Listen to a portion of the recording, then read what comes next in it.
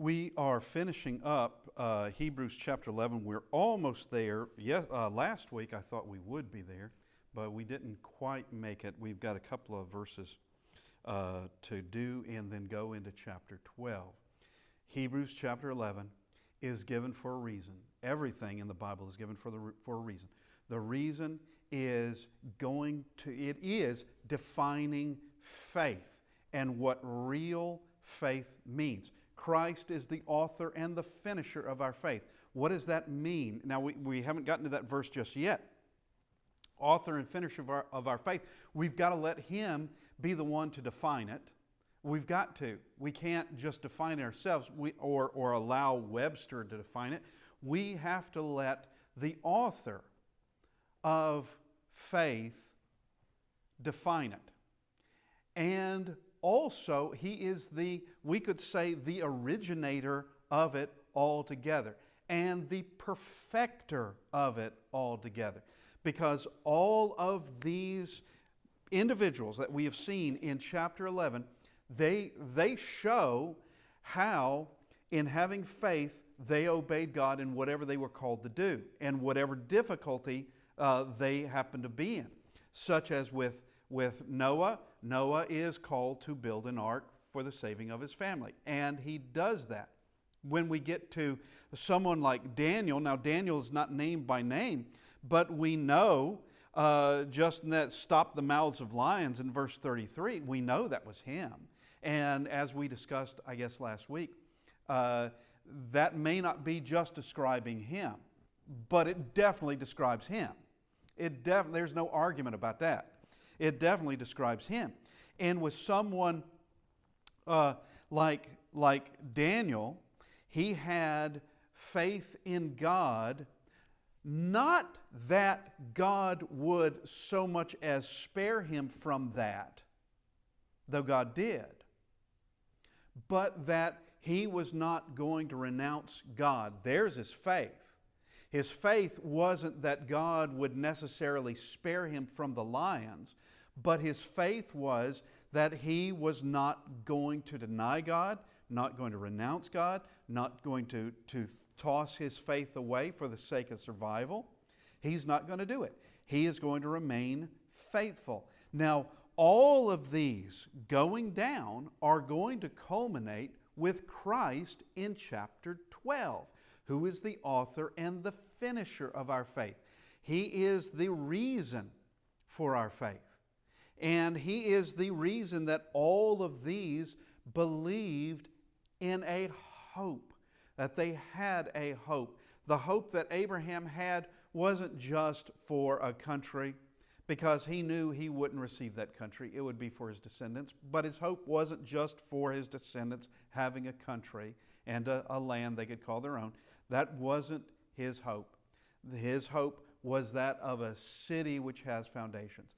His hope was that of the city built by God. And also, as we see through here, not just being hinted at, but being brought up, that it was Christ as being part of that hope. Even though they lived in the Old Testament, they lived centuries before Christ would be on this earth, they still were given that hope. And they understood they had to have the Christ. The Christ had to be here, and knew that in time He would be. When that would be, for the most part, they could not have known at all. Just such as Moses is just told it's going to happen. And it's going to happen in time. Now, let's just read, beginning in verse 36. We're not going to say a whole lot, but because we did that last week. But chapter 11, verse 36. Still others, these are others who have faith, had trials of mockings and scourgings, yes, of chains and imprisonment. They were stoned. Look at this. Here are three instances where they're not spared. They're not rescued. They died in this. They were stoned. They were sawn in two, were tempted, were slain with the sword. They wandered about in sheepskins and goatskins, being destitute, afflicted, tormented. So the stoned, sawn in two, slain with the sword is mixed in there also with they were tempted. They were tempted, no doubt, in many ways, but I think in this context, they were tempted as Daniel had been tempted, as his friends Shadrach, Meshach, and Abednego were tempted. That of you can be obedient to Nebuchadnezzar, or you can be obedient in all these things if you, whether it's Nebuchadnezzar or whether it happens to be with Darius, that all you have to do is renounce your God. That's all you have to do. All you have to do is bow down to this image Nebuchadnezzar made. Or all you have to do is not pray to anyone but the king. Okay, you do those things, you have denied God. That's what you've done. You have denied him.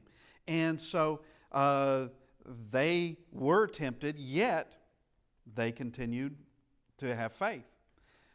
And we come to verse 38, of whom the world was not worthy. They wandered in deserts and mountains, in dens and caves of the earth. And this is where we finished off last week. But here they are, the faithful are being mistreated. The faithful are hated by the wicked.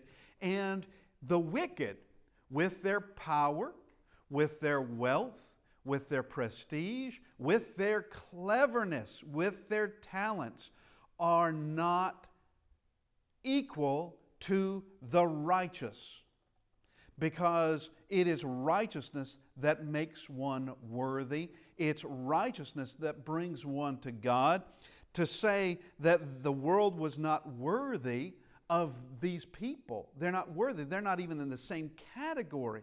While this one category, the wicked, as far as material wealth and goods and qualities and all that, they've got it stacked one top of the other. And the righteous, it's just a blip, as hardly anything. But as far as God is concerned, these over here, the wicked, they're not worthy of these others. They're not even close to what these others actually are in the sight of God. And that's all that matters. That's all that matters. And we come down to verse 39. And all these, having obtained a good testimony through faith, did not receive the promise.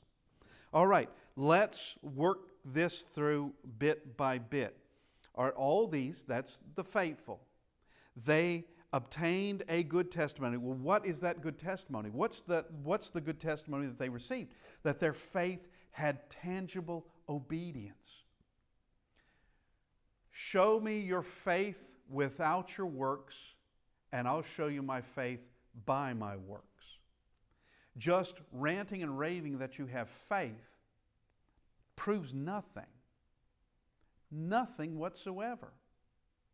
You can say it, you can write it, you can do it however you want to communicate that you have faith, but if there are no real, tangible obedience, if there's no tangible obedience in faith, then do you really have faith? According to James, you don't. According to the Hebrews writer, you don't either. And according to Jesus, Matthew chapter 7, verse 21, he's saying the same thing. Many will say to me in that day, Lord, Lord, have we not prophesied in your name, done mighty works in your name? Have we not done these things in your name? All these things. And he's saying, not everyone who says to me, Lord, Lord, shall enter the kingdom of heaven, but he who does the will of my Father who is in heaven. There's your Matthew 7:21 direct statement from Christ. Well, he who does the will of my Father who is in heaven, that's tangible evidence of faith. That's tangible evidence that someone truly regards him as Lord. Now, let's just make a quick illustration, a quick analogy. Or as far as I know, it was the case a number of years ago, in Thailand, they have a king. It's obvious. In Britain, in England, they have a queen. Now, I could call either one of them Your Majesty, but I'm not under their laws, and they really don't concern me. And like with Thailand, I don't even know if they still have one or not. I think they do. But to me, okay, they exist, they have a power, but I don't obey a single law from the British or from Thailand, not a single one. And don't consider myself to be under or obligated to keep their laws. I'm not under that. So what about someone who can call Jesus Lord and yet does not consider themselves to have to obey the first word of Christ? What about them?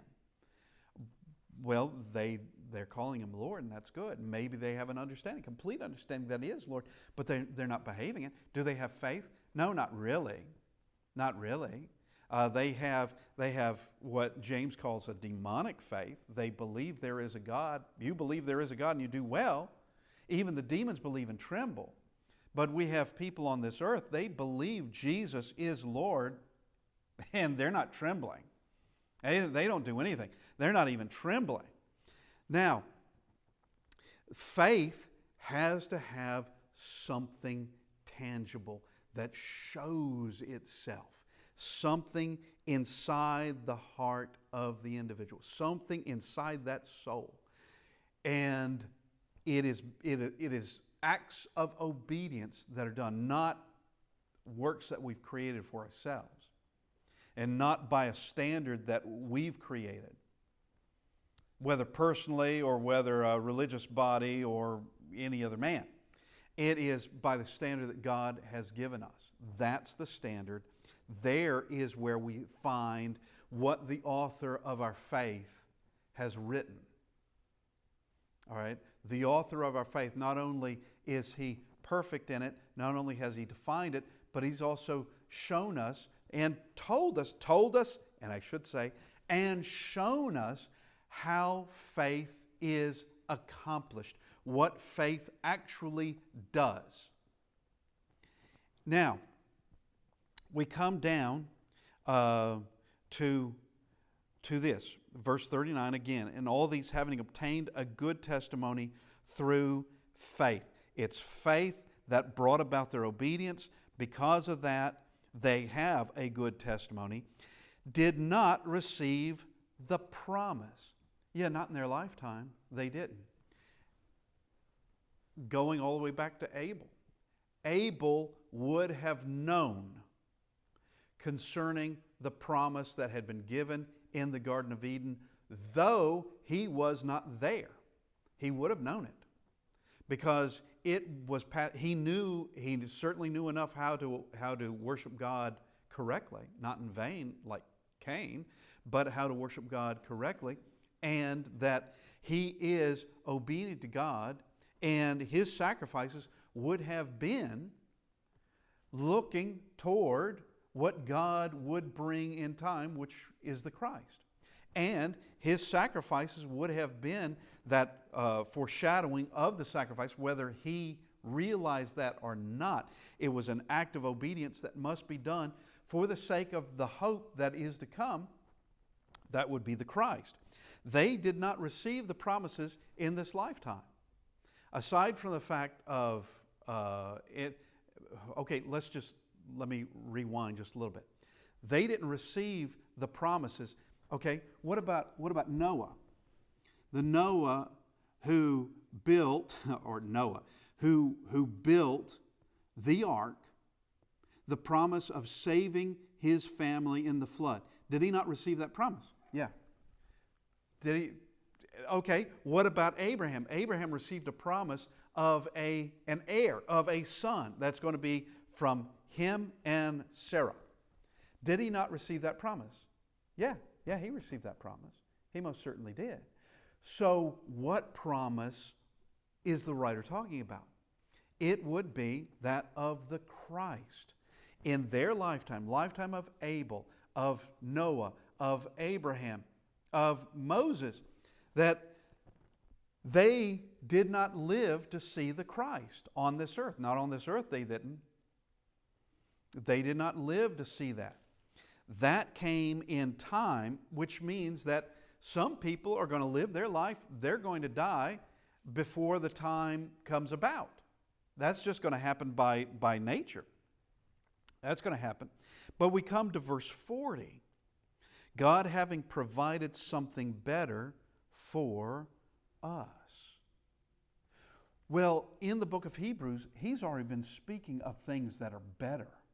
Better sacrifice, better high priest and priesthood, better law, salvation, which obviously is better than the hope of salvation.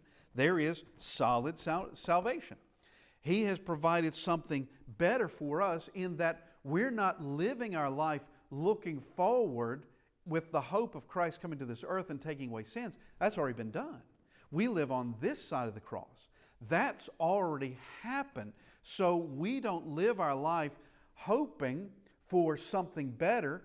We've got it. We've got the something better.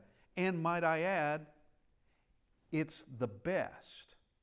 And there is nothing, absolutely nothing, that beats it.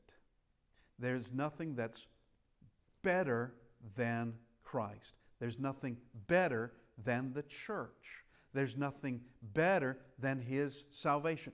There's nothing better than His law. Nothing is. Nothing. We begin verse 40 again. God having provided something better for us, that they should not be made perfect apart from us. All right? They're not brought into this absolute completion separate from us. They aren't. They're not brought into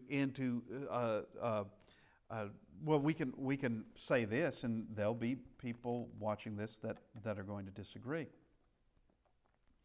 But all we have to do is look in places like Luke 16 with Lazarus and the rich man, that the dead, the only person who has died and has gone into heaven is called the first fruits from the dead. That's only one person who's done that. One person who died, resurrected, never died again, and was ascended directly into heaven, called the first fruits. Never to die again. Never to die again. The first fruits of the dead. That is Jesus the Christ. He's the only one. Everyone else is in Hades.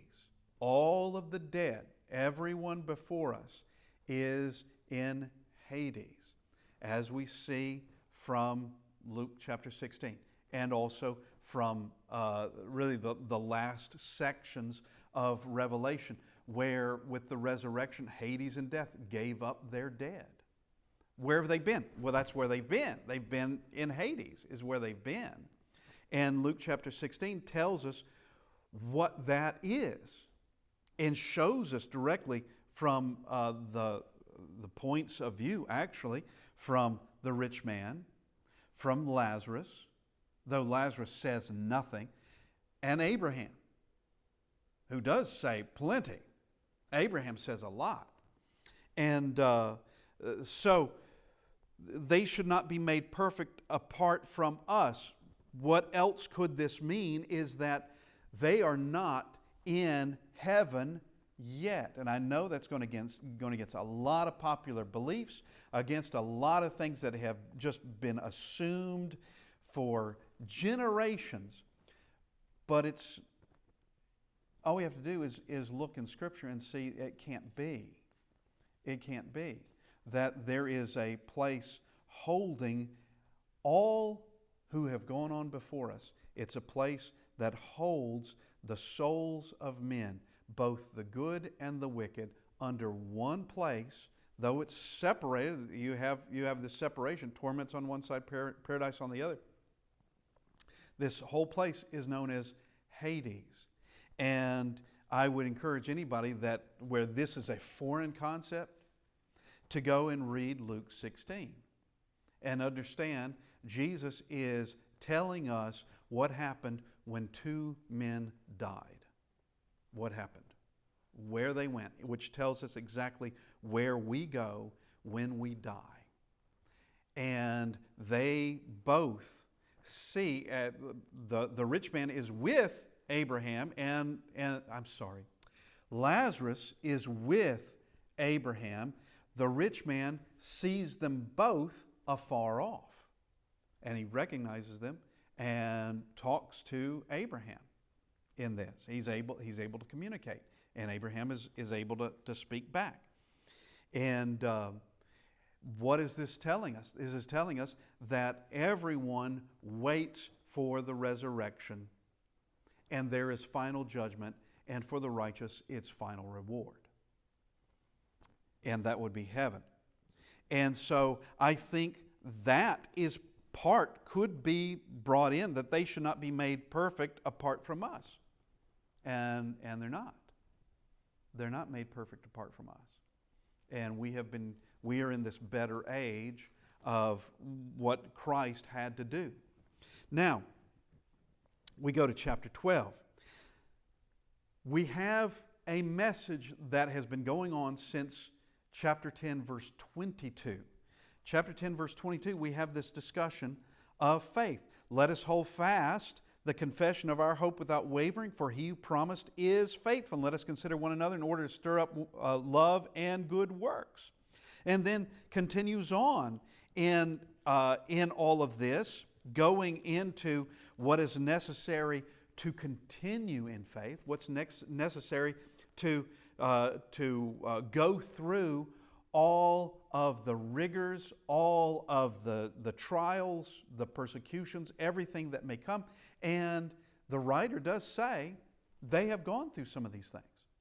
He does say this, that they have seen some things, though not to bloodshed yet. And he's about to tell us that. Once we get to chapter 12, verse 4, once we get there. But in chapter 10, verse 33, he tells them, partly while you were made a spectacle both by reproaches and tribulations, and partly while you became companions of those who were so treated. So they are reproached. They are treated they're mistreated, and they have become companions of those who have been treated likewise. Of those people of the past, such as Abel, though they haven't been martyred. Not at this point anyway. I don't know that they would be. I have no idea. But such as Noah, such as Moses, such as Gideon or Daniel. But we have here this culmination, starting in chapter 10, verse 22, this culmination, this discussion of persecutions and discussion of continuing on in faith, and then a discussion of faith in those who were persecuted, those who faced difficulties in their life, and what they did. Every one of them a good example, but I might want to add, there are people by name in Hebrews chapter 11 who did not have faith at all. There are people named, such as Esau. Esau is named by name, but not because of his faith. Pharaoh is named, though not because of his faith, and Pharaoh's daughter, and also the people of Jericho, not Rahab, but the people of Jericho having no faith whatsoever. But here are these individuals who have faith, and their faith is to be followed. It's to be followed to take us through whatever life brings about. And as we stated last week, not everyone is going to see the same things. Moses was never thrown into a den of lions. He wasn't. Nor was Daniel stoned to death. He wasn't. But others were. We could talk about Moses or let's just say Noah now. Noah did not have to escape into the wilderness for his life, but Moses did. Okay, so everyone has a different events that happen in their life, different circumstances, and some seem worse than others. That's the way it's going to be. That's just the way it is. And all we have to do is look at someone like Job, and I can't tell you anyone I have ever known who went through as much as he did. I can't tell you of a single person who went through as much as in my life that Job went through. And certainly we can look at such as Moses. Moses never lost his sons, and so many others that we could do a comparison and show, not everybody gets the same levels of torment or the same levels of trial or the same kind of risks involved. Like this is life or death. Not everybody gets that. Not everybody, but everyone is called to be faithful, because you don't know what the future is going to hold. It may include a threat of death. It may include that. There's no knowing this. But we come through chapter 11, and we come to the conclusion taking us to Christ. And we need to understand what is implied in all of this, because he's about to tell us with therefore, verse 1, chapter 12, therefore we also, since we are surrounded by so great a cloud of witnesses, let us lay aside every weight and the sin which so, look at these next words, easily ensnares us. And let us run with endurance the race that is set before us. Here is the conclusion of it, which is the implied message. It's the message that is implied by it, that what is actually being taught in this.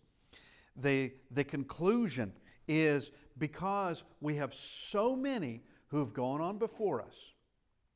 And, I'm just rewording this because of everything we have seen thus far. Everything that we have seen thus far. We have to lay aside every weight and the sins that easily ensnare us. And we'll get to that in just a second. Now, who is this great cloud of witnesses? All right, I will have to say this, that it is my personal belief that those who were in Hades, such as Abel and Noah and Moses and Abraham and Sarah, that they cannot be among those witnesses, because this word does mean witness, someone watching. Okay. And it cannot include them, because those in Hades cannot see what's happening upon this earth. They can't see it. We get no indication that they can. No indication that someone who has passed away can see what's happening in our lives. No indication whatsoever. So I personally do not believe they can see. But as a side note, because of Luke chapter 16, I think they could get news from the recently deceased. I think they could do that. And that's a different thing altogether. But the concerning this great cloud of witnesses, we already have seen earlier in this book, Hebrews 10:33, that who the Hebrews writer is writing to, the audience, has been a spectacle. They've been a spectacle. 10 in verse 33, let's go there. Partly while you were made a spectacle, we already read this, spectacle both by reproaches and tribulations. Okay? Been made a spectacle. And we brought this next verse out from 1 Corinthians chapter 4, verses 9 and 10, of where Paul says that we, and he's referring to himself and the apostles, have been made a spectacle to the world, and he also says to angels. Okay, now, who is this great cloud of witnesses? Now, could it include the world? It could. Could it include angelic beings? Because Paul certainly allowed for that. It could be. Could it be the rest of the righteous living on the earth? It could be. Could it be God? It definitely is God.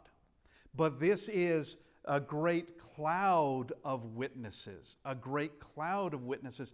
And I would say it's all of the above, except I honestly do not believe Moses can witness anything on this earth. I don't think that he can. And I don't think that this is telling us that Moses or Abraham or whomever, Elijah, cannot see what's occurring on the earth. They can't. They wouldn't be a witness to that. But these others definitely can be. Surrounded by this great cloud of witnesses gives this imagery of you can't get out from under these witnesses. There's not a single thing you can do. You are engulfed in them. Aside from God, you cannot escape from God. But there are too many other witnesses. You can't escape from them. And because of this, since we're surrounded by all these things, from witnesses viewing what we're doing and perhaps judging it, to others who they see it and they could follow such an example. He says, let us lay aside every weight and the sin which so easily ensnares us. And I want us to look at these words, easily ensnares us. It is common. It's extremely common for sins to be prevalent on the earth. They will always be existing. Always. It doesn't take us long for sin to enter the world. That's from Genesis chapter 3, Garden of Eden. It doesn't take us very long. We're still in the second generation, I'm sorry. We're in the second generation of humanity where there's murder. And I might add that of false religion. It didn't take long at all. There are sins that easily ensnare us, and in every generation there's going to be fornication and adultery. In every generation there's going to be murder. In every generation there's going to be theft. In every generation there's going to be extortion. There's going to be something going on. In every generation there's going to be homosexuality. In every generation there's going to be lying. All these things easily ensnare us. Us as being humanity. They easily ensnare us. And since I said humanity, I also need to point out each one of us are susceptible to our own desires. And while each of us may have different desires, and we do, Satan can play off the very desire that we have as an individual. Whether it is fear or wishing to avoid pain at any cost, all right, that's a desire. Whether it is wealth, that's a desire. Whether it is just to be generally approved by people, that is a desire. And Satan can use any of those to get at us, and we become ensnared in it easily. The word is easily ensnared. We just seem to be caught again and again and again and again. Then he says, let us run with endurance the race that is set before us. This is a race. and we have to rid ourselves of the weight, and we have to rid ourselves of the sin. You can make this illustration and heard it, 1,000 times, but it's being brought up in this. Someone who is in a race, whatever the race happens to be, they want to remove as much weight as they possibly can. So they're actually racing easier. They don't have to move as much mass. They don't have to deal with as much weight. Whether it is a runner or whether it's someone in a car, they want to reduce what it takes to move, and can go faster with less weight. All right, and will be able to finish the race with less weight. But if you have someone entering, let's say, a marathon, who's carrying a 100-pound backpack, that's going to be hard. That's going to be hard to do. And when one could just take the backpack off, what's the point? And if it's the sin that so easily ensnares us, if it is baggage from sin, then we don't need that. Just take that off and go. Just take it off altogether. Well, how's that done? That's done with the help of Christ. That's how that's done. By repenting of those things and following the words of Christ, making a correction in your life. Now, we come to verse 2. We've got to look at verse 2 and 3 in this together. Looking unto Jesus, the author and finisher of our faith, who for the joy that was set before him endured the cross, despising the shame, and sat down at the right hand of the throne of God. For consider him who endured such hostility from sinners against himself, lest you become weary and discouraged in your souls. So here is the grand example. Here is the greatest one. Moses, good example. Abraham, good example. Gideon, good example. Rahab, good example. No problem there. But Christ is the greatest example. These others are not the authors, nor are they the finishers of our faith. Jesus is. Jesus is the author and the finisher. And the finisher of our faith is that hope of heaven. It is that of salvation. It's bringing us to God. It's where we can be also priests with Him. Here is the finish of all that. The finish is everything that He has told us, all the promises, when they are fulfilled, there is that finish. There is absolute, all the reward that has been promised come through.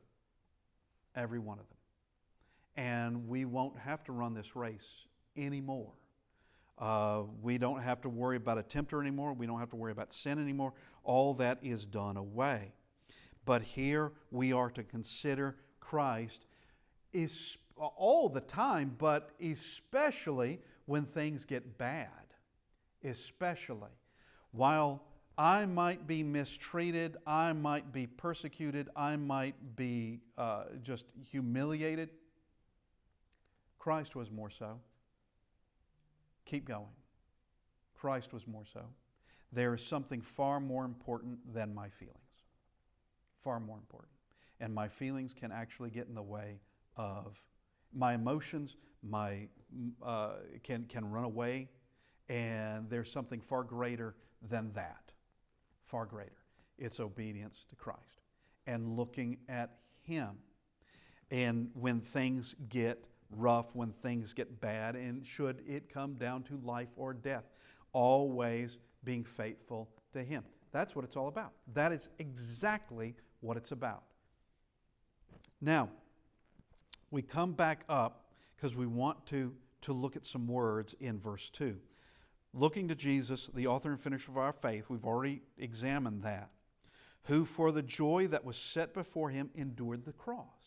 The joy set before him, he had hope. He had expectations. He had, aside from a duty that is on him, and it is the heaviest one ever on a human being, ever on anyone in the flesh. That is the saving of mankind through a self-sacrifice. That is his duty on this earth. That he's going to rid us of sin, be the solution of sin by that. So he sees a joy set before him, and he's willing to endure the cross. But here we have this despising the shame. All right? This despising means thinking little of or looking down upon. It does mean to disdain or to show contempt. And it's to think it of, yeah, this is going to be bad, but we can get through it. That this is going to be, this is just something that has got to be done to get us through the cross. He despised the shame. He thought slightly of it, the shame that he was going to have. And what happened? Has sat down at the right hand of the throne of God. Well, there is joy that's set before him, yes, but there is another joy as well. That is that he has accomplished his mission. A mission from eternity, in the mind of God from eternity. And it was done. It was completed. And now those who, in fact, had been under the old law, I should say the old laws. Abraham was not under the law of Moses. He's under the law of patriarchy. But those under the law of Moses also, well, the righteous that died, they were looking toward that promise, though they didn't live to see that promise. But does the promise affect them as well? Does the Christ dying on the cross affect them as well? Yes, it does. That his sacrifice cleanses the sins from the beginning of time going to the end of time. Goes in both directions, to where someone who died in faith, such as Elijah did, that his faith in God is shown to have been in something solid. God will not let us down. Now, we have to quit this morning and bring it to an end. So we will start in chapter 12, verse 4 next week. And we are generally winding down in the book of Hebrews now. And I can't tell you how long it'll take us. But I want to thank everyone for being with us today.